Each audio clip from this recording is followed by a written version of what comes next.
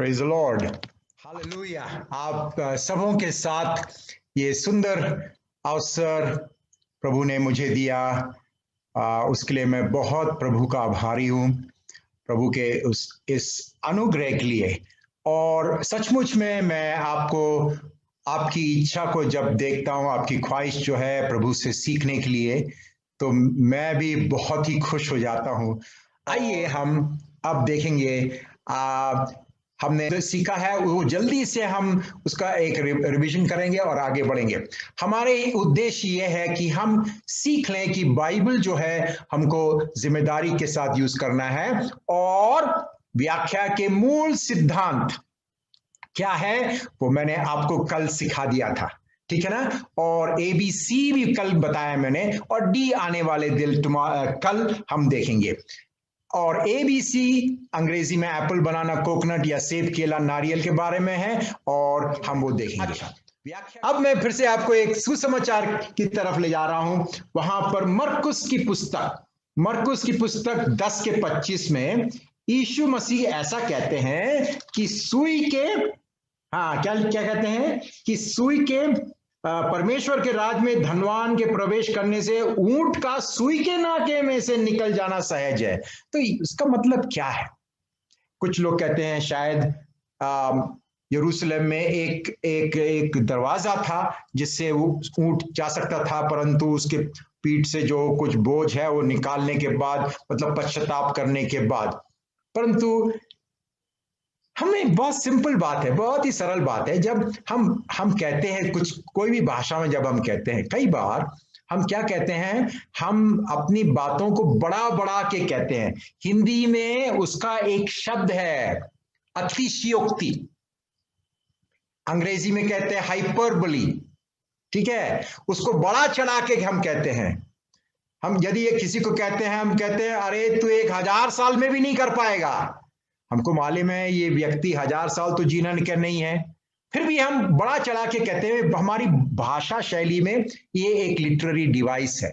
उसी तरह से यीशु मसीह उनके जमाने में कई बार, याद रखना, यीशु मसीह जहां थे वहां पर शायद सबसे बड़ा जानवर यदि कोई है वो हाथी नहीं है, वो ऊंट है। आप राजस्थान वाले खुश हो गए ऊंट को देखकर। अच्छा, तो ऊंट है सबसे बड़ा जानवर वहां आसपास में, और सबसे छोटी सी जो यदि कोई वो है तो उससे ऊंट जाने के लिए वो है हमारी सुई के नाका। तो दोनों को मिलाकर बड़ा चढ़ाकर यीशु मसीह ये कहते हैं कि दौलत पर जो लोग विश्वास से भरोसा रखते हैं उनके लिए नामुमकिन है कि वो परमेश्वर के राज में आए। ये बोलने के लिए यीशु मसीह ने क्या क्या इस्तेमाल किया? अतिशयोक्ति, बड़ा चढ़ाकर कहा। समझ रहे हैं ना आप?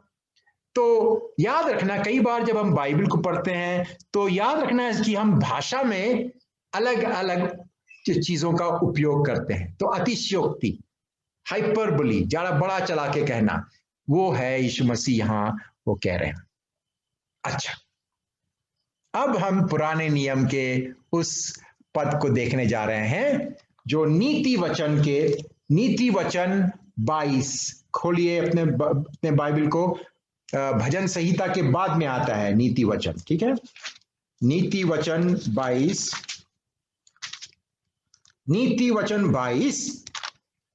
के 28 में ऐसा लिखा है, जो सीमा तेरे पुरखाओं ने बांधी हो उस पुरानी सीमा को ना बढ़ाना।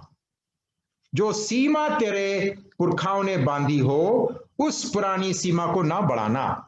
अंग्रेजी में लिखा बाउंड्री स्टोन, पत्थर। सिवाना, कई हो सकता है आपके ट्रांसलेशन में सिवाना भी दिया गया। तो उसका मतलब क्या है? कई बार मैंने ऐसा सोचा है कि हो सकता है ये बाउंड्री स्टोन जो पुरखाओं ने हमको सिखाई है, हमारे जो ट्रेडिशन है, हमारे जो रीति रिवाज चर्चेस में है, जो भी है, उसको बदलना नहीं है। तो पत्थर को या ये सीमा के पत्थर को हम कहते हैं पत्थर नहीं है, ये दूसरी कुछ बात है। अच्छा, यदि ऐसा हो तो 23 को देखें, हम नीति वचन 23 के 10 को देखें। पुरानी सीमाओं को ना बढ़ाना। अरे वही है, वही नियम, आगे पढ़िए तो। और ना अनाथों के खेत में घुसना। तो क्या देख रहे हैं आप? नीति वचन 22 के 28 में, यदि आप 23 के 10 और 11 को पढ़ें, क्योंकि अनाथों के खेत में क्यों ना घुसना भैया? क्योंकि उनका छुड़ाने वाला सामर्थी है, उनका मुकदमा तेरे संग वही लड़ेगा। कौन है सामर्थी? परमेश्वर। क्या यहां पर परमेश्वर अपने लोगों से क्या कह रहा है? कि लोभ में मत आना कि दूसरा तुम्हारा पड़ोसी है, तुम्हारा पत्थर रखा गया है और तुमको मालूम है कि वहां के जो पिताजी मर गए हैं, वहां आपसे झगड़ा करने के लिए कोई कोई नहीं है, तो लोभ में क्या करोगे तुम? वो सीमा के पत्थर को तुम बढ़ाओगे। क्यों? थोड़ा सा और आपको जमीन मिल जाए। और परमेश्वर अपने लोग से कहता है तुम ऐसा मत करना, क्योंकि परमेश्वर तेरे से मुकदमा लड़ेगा। तो क्या कह रहे हैं? ये जो कुछ हमारी रीति रिवाज बदलने की बात नहीं हो रही है, यहां पर ट्रेडिशन को बदलने की बात नहीं हो रही है। ये दूसरों की जमीन को ना चुराएं। Don't steal another person's land. परंतु ये पत्थर को यदि हम सोचते हैं ये पत्थर पत्थर नहीं है और कुछ है, तो फिर उसको हम अपने रीति रिवाज बोल सकते। तो हमारे, मान लीजिए हमारी कलीसिया में कोई पुराना रीति रिवाज था, तो हमको उसको बनाए रखना है, तो उसके लिए हमें एक पद हमको मिल गया।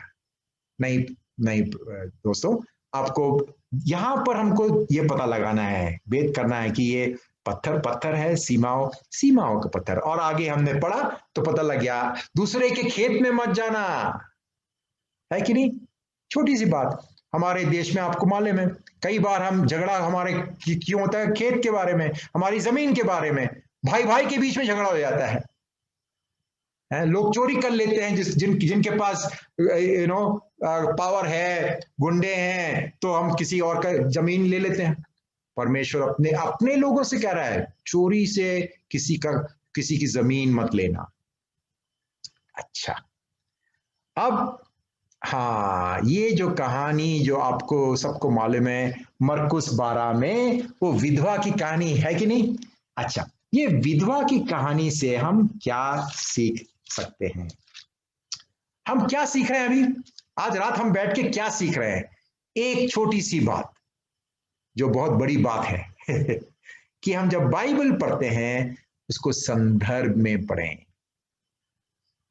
सिर्फ वो आयत ना पढ़ें। मैं तो कहता हूं आप यूज कर सकते हैं एक आयत, परंतु वो उसका जो अर्थ आप समझ रहे हैं उसके संदर्भ से आना जरूरी है। अब हम ये कहानी को देख रहे हैं, कौन सी कहानी को? कि एक विधवा, कंगाल विधवा, जो उसके हाथ में था डाल के चले जाती है, और वहां पर प्रभु कहता है कि सबसे ज्यादा उसने दिया। तो हम कहते हैं तुम जितना देते हो उससे मतलब नहीं, तुम्हारी घटी कमी से तुम देते हो तो बड़ी बात है, सब कुछ देना है। तो उससे क्या हम सीख सकते हैं? यदि हम कलीसिया में आते हैं और प्रभु के लिए हम दान देते हैं, तो सब कुछ डाल के घर जाके भूखे रहना है क्या? यहां लिखा है उसके पास कुछ नहीं था। अच्छा, अब ये बात आपने शायद नहीं किया होगा पहले। इसके पहले के 3 आयत को जरा पढ़िए, तो जब आपको पता लग जाएगा इसका संदर्भ क्या है। आइए हम पढ़ें उसके 38 से। उसने अपने उपदेश में उनसे कहा, शास्त्रियों से चौकस रहो। ये शास्त्री कौन है? ये यहूदी चरवाहा है जो अपने लोगों को परमेश्वर के वचन सिखा रहे हैं। उनसे चौकस रहो कहता है, जो लंबे लंबे चोंगे पहने हुए फिरना और बाजारों में नमस्कार और आराधनालयों में मुख्य मुख्य आसन और भोज में मुख्य मुख्य स्थान भी चाहते हैं कि सब लोग बहुत उनका आदर दें। वे क्या करते हैं? विधवाओं के घरों को खा जाते हैं और दिखाने के लिए बड़ी देर तक प्रार्थना करते रहते हैं। ये अधिक दंड पाएंगे। उसके बाद वह मंदिर के भंडार के सामने बैठकर देख रहा था। याद रखना, आपके बाइबल में ये जो नंबर दिया गया है ये सब बाद में डाला गया है। उसका फायदे अभी हम देख रहे हैं कि मैंने बोला नंबर आपने ढूंढ लिया, परंतु याद रखना जब ओरिजिनली जब ये लिखा गया था ये सब नंबर नहीं था। ये जो बीच में वहां लिखा मेरी हिंदी बाइबल में कंगाल विधवा का दान, लूका 21 सब लिखा है। तो लूका और मरकुस में ये कहानी दी गई है, परंतु आप देख रहे हैं उसके पहले वाले वाक्य में क्या लिखा, वे विधवाओं के घरों को खा जाते हैं। अच्छा, विधवाओं के घर को कैसे खाएंगे आप, कैसे खाएंगे? ये लोग आके कहेंगे बहन जी हमें बहुत दुख है, आपके पति देव मर गए, हम आपकी सहायता करना चाहते हैं, तो आपको कुछ हम लोन देंगे, हैं उसके लिए थोड़ा इंतजाम करना पड़ेगा। उसके लिए यदि आप ये पेपर को साइन कर दें, आपका ये जो छोटा सा घर है उसको आप लिख दें उसमें, और हम आपके लिए सब बंदोबस्त कर देंगे। और उसके बाद कुछ समय बाद वो जब वो उसका इंटरेस्ट नहीं दे पा रही है तो आके बोलेंगे माफ करना सिस्टर, बहुत मुश्किल है, वो लोग आ रहे हैं, वो चाहते हैं कि ये घर लेने चाहते हैं, माफ करना, बहुत हमको बहुत बहुत दुख है, परंतु आपका घर अब जाएगा।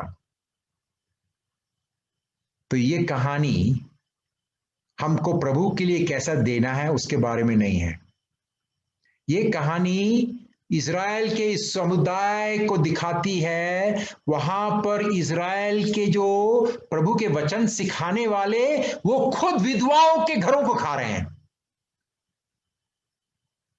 और वो भी नहीं, जो आसपास के लोग हैं वो भी इस विधवा को देखभाल नहीं कर रहे हैं। यदि एक समुदाय, वो भी प्रभु के लोगों के बीच में एक विधवा है और उसके पास कुछ नहीं है, उसके सिर्फ 2-5 रुपए के जो कॉइन है, कहां से इस परिस्थिति में वो आई है?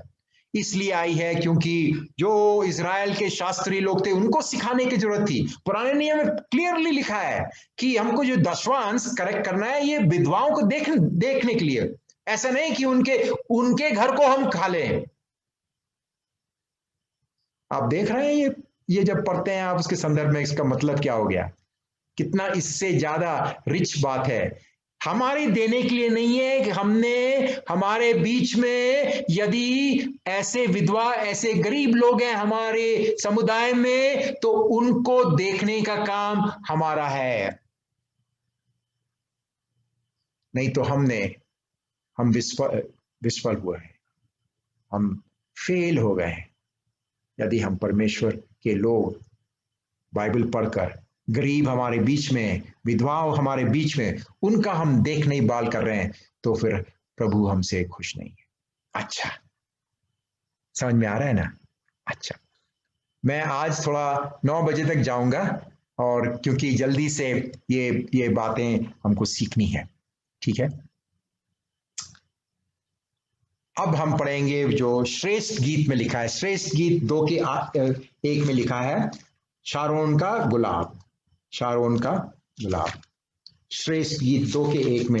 यदि आप अपने बाइबल में देखें, मेरी हिंदी बाइबल में वहां पर उसको डिवाइड किया है, जो लोग ने अनुवाद किया उन्होंने सोचा ये कुछ जो वर्सेस हैं वो महिला ने लिखा है, कुछ वो पुरुष ने लिखे। तो महिला, वधु, ब्राइड, बिलवेड, शी, अंग्रेजी मेरी बाइबल में शी लिखा है, वर, पुरुष। अब 2:1 किसने लिखा है? मैं शारोन देश का गुलाब और तराइयों में इसका शोषण फूल हूं। वधु जो महिला है वो कहती है मैं तो साधारण शारोन देश का कितने सारे गुलाब है उनमें से मैं एक ही हूं। अच्छा, और तराइयों में बहुत सारे शोषण के फूल हैं, मैं भी एक हूं। परंतु अगले उसको वर्ष को देखिए, वहां क्या लिखा है? वर कहता है, वर कहता है, क्या कहता है? नहीं, मेरे लिए तू तो जैसे शोषण फूल कटीले पेड़ों के बीच, वैसे ही मेरी प्रिय युवतियों के बीच में है। अरे जो कटीले पेड़ के बीच में जब शोषण फूल आता है ना, बिल्कुल अलग, उसके जैसे पूरे युवतियों के बीच में तू मेरे लिए सबसे प्रिय है। तो लिली ऑफ द वैली जो है, जो शोषण का शारोन देश का गुलाब है, वो यीशु मसीह नहीं है। वो यहाँ पर एक प्रेम कहानी, प्रेम पोएम है, श्रेष्ठ ये गीत है, प्रेम का गीत है। बाइबल में भी प्रेम का गीत है? हमारे भारतवर्ष में बहुत सारे नो पिक्चर बनते हैं, मूवी बनते हैं, वो प्रेम के गीत तो हर समय रहते हैं? उनमें से सब प्रेम के गीत सब खराब नहीं है, प्रेम के गीत आपके बाइबल में भी है।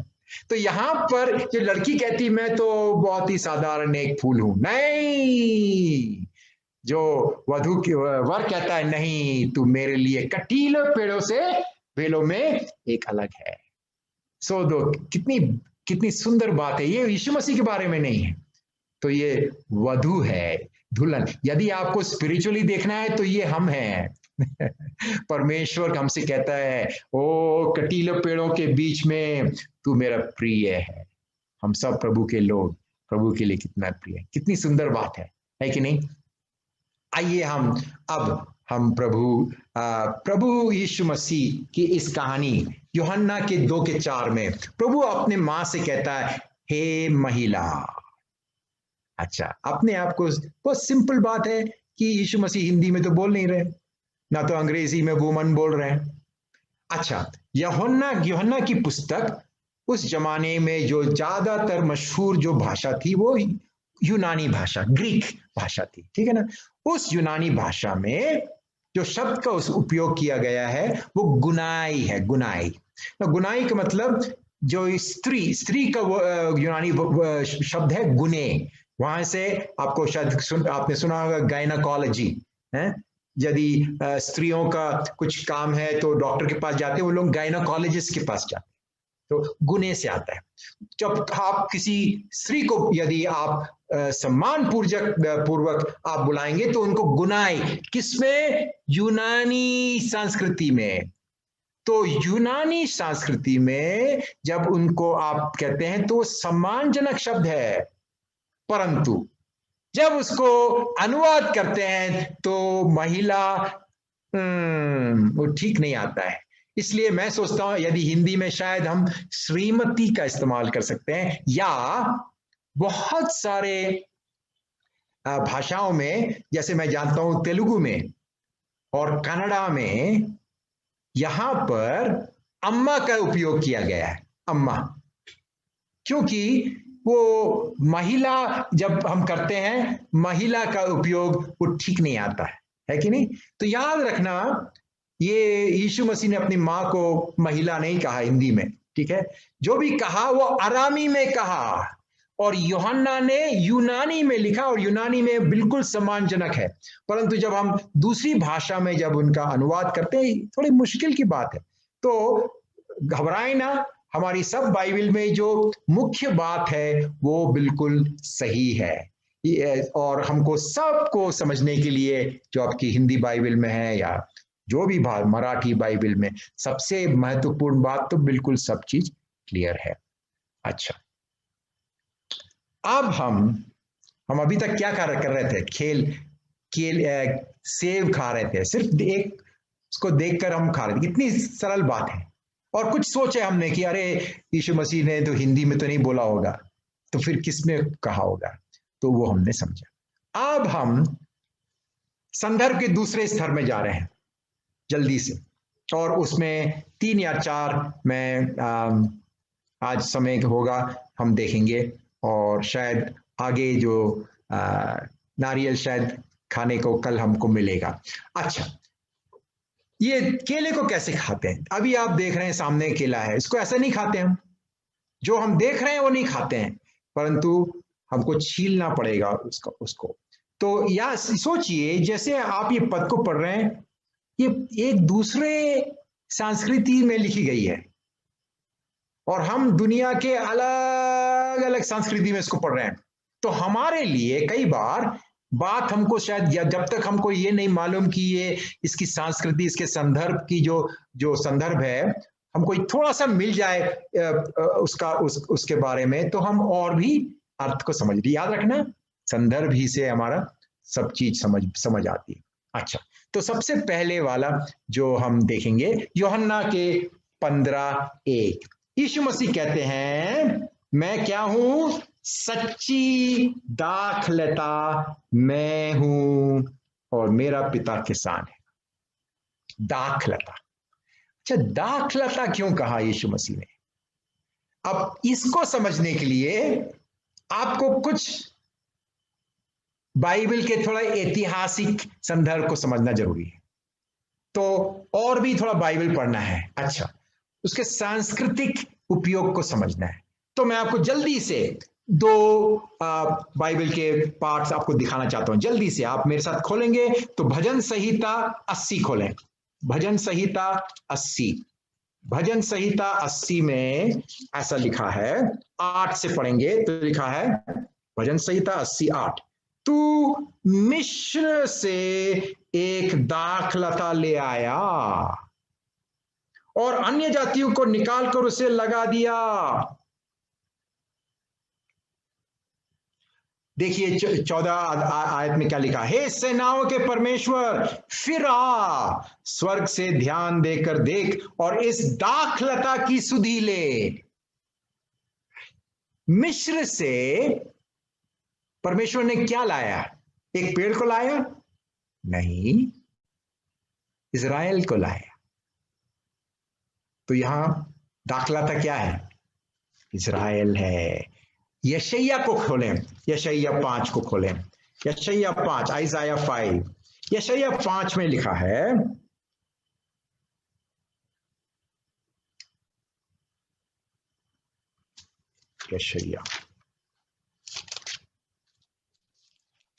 यशायाह 5 में क्या लिखा है? दाख की बारी का गीत, the song of the vineyard, ठीक है ना? वहां पर 7 में लिखा है, क्योंकि सेनाओं के यहोवा की दाख की बारी तो इज़राइल है और उसका प्रिय पौधा यहूदा के लोग हैं। यदि जब आप सांस्कृतिक रूप के समझ जाते इस ओढ़ने को कि यीशु मसीह कह रहे हैं मैं ही सच्ची इज़राइल हूं। दाखलता इज़राइल को दिखाती है। तो यीशु मसीह क्या कह रहे हैं? वो कह रहे हैं कि परमेश्वर ने इज़राइल को क्यों, अब्राहम को क्यों बुलाया? सिर्फ एक चीज से। आप उत्पत्ति की पुस्तक 12 1 से 3 को आराम से पढ़िए। शायद मैं उसको पढ़ता हूं, ये बहुत जरूरी है आपकी आप समझ जाएं कि परमेश्वर ने उत्पत्ति की पुस्तक में अब्राहम को क्यों बुलाया। अब्राहम को इसलिए बुलाया कि उत्पत्ति 12 में हम पढ़ते हैं और 12 के 3 में आप पढ़ते हैं, जो तुझे आशीर्वाद दे उन्हें मैं आशीष दूंगा और जो तुझे कोसे उसे मैं शाप दूंगा और भूमंडल के सारे कुल तेरे द्वारा आशीष पाएंगे। परमेश्वर ने अब्राहम को इसलिए बुलाया कि पूरे भूमंडल के सब, all the families of the earth, उनको आशीष अब्राहम के द्वारा और इज़राइल के द्वारा, उसके लिए इज़राइल को बुलाया गया। परंतु पुराने नियम की कहानी क्या है? इज़राइल अपने अपने रास्ते पे गई। वो नहीं चाहती थी कि वो परमेश्वर के औजार बन जाए पूरे लोग, संसार के सब लोग को आशीष के लिए। तो फिर प्रभु यीशु मसीह इज़राइल के जगह में इज़राइल बन के आता है कि उसके द्वारा पूरे संसार में सब लोगों को आशीष मिले। ये समझ रहे हैं आप? जब यीशु मसीह कहते मैं सच्ची दाखलता, और दाखलता इज़राइल है, तो कह रहे हैं मैं सच्ची इज़राइल हूं, परमेश्वर के लोग। और जो हम प्रभु में हमने विश्वास किया, तो प्रभु में हम आ गए, तो हम प्रभु के सामने हम इज़राइल बन गए। बहुत बड़ी बात है और मेरे पास समय नहीं है पूरे सुसमाचार में दिखाने के लिए कि कैसे प्रभु यीशु मसीह इज़राइल बन के कैसे आए। उसके लिए अभी हमारे पास समय नहीं है। परंतु जब हम ऐतिहासिक और सांस्कृतिक उसके ओढ़ने को देखते हैं, कवरिंग को देखते हैं, केले के जैसे हमको। अच्छा याद रखना, जब यीशु मसीह अपने लोगों से ये कह रहा है, उनको सबको मालूम है, हमको नहीं मालूम है कि भजन संहिता 80 में क्या लिखा है और यशायाह 5 में क्या लिखा है, ठीक है ना। तो हमको जब ये समझने में थोड़ी हमको कोशिश करनी है, हमको और भी संस्कृति के बारे में सोचना जरूरी है।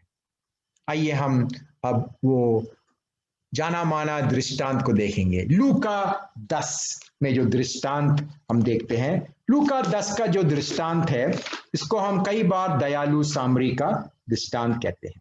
मैं तो कहूंगा वो गलत तो नहीं है कि आप कहते हैं उसका दयालु सामरी। आप मेरे बाइबल में भी वैसे लिखा है दयालु सामरी का दृष्टांत।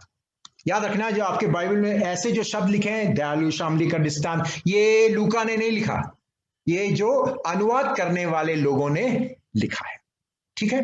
तो उससे हम क्या देखते हैं? उससे हम देखते हैं, संदर्भ को देखेंगे। अच्छा, जल्दी से हम संदर्भ को देखेंगे। शायद इस pastor Rajneesh, do you think we should stop after I finish with this?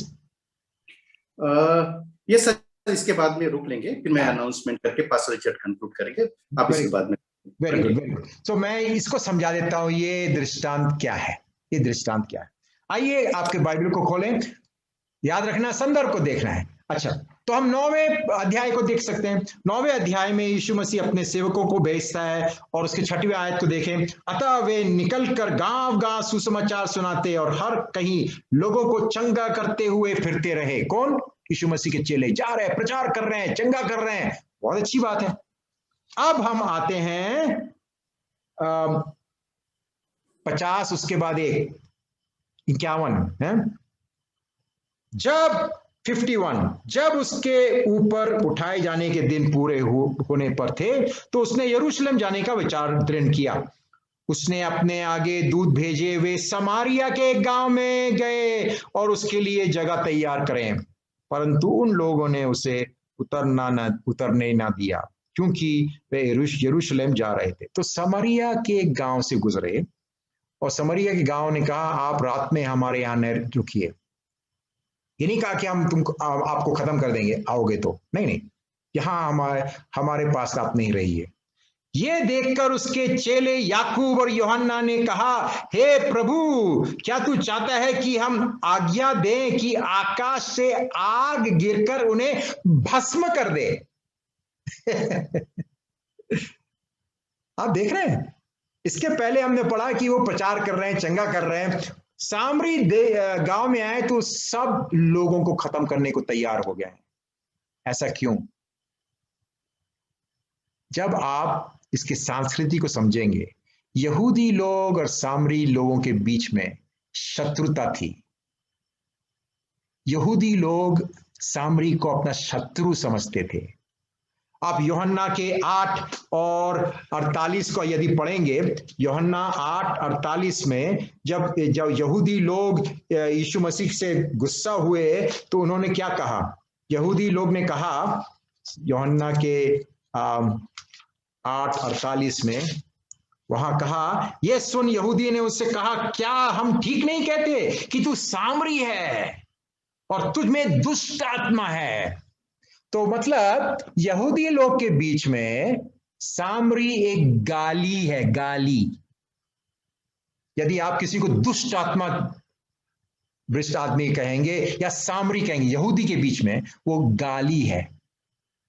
यदि आप जब उसको समझेंगे, फिर आप लूका के पूरे दृष्टांत को पढ़िए। एक व्यक्ति जो आता है यीशु मसीह से पूछने आता है, तो वो अच्छे उसमें एटीट्यूड से नहीं आता है। वो आता क्यों है? वो इसलिए आता है कि सब लोगों के सामने यीशु मसीह को नीचा करे।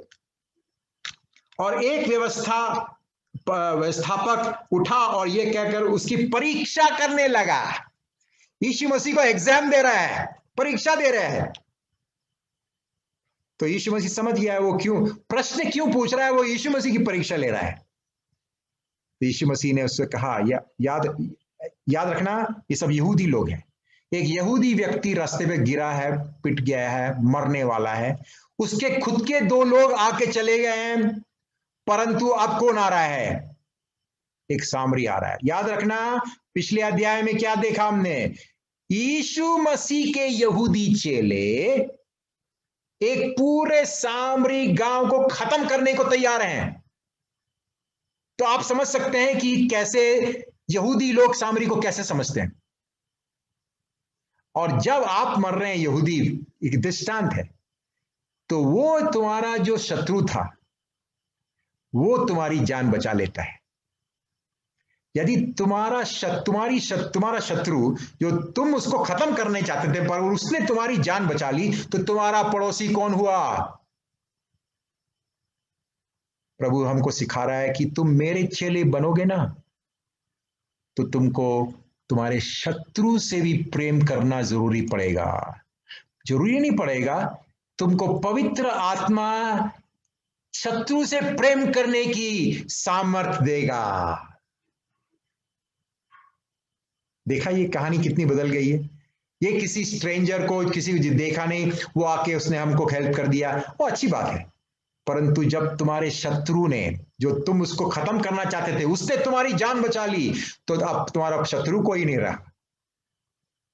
प्रभु चाहता है कि हम प्रभु को ऐसा प्रेम करें और सबको, जिनको हम पसंद नहीं करते हैं, उनसे भी प्रेम करें, क्योंकि परमेश्वर का प्रेम यही है। आज के लिए हम यहां रुकते हैं।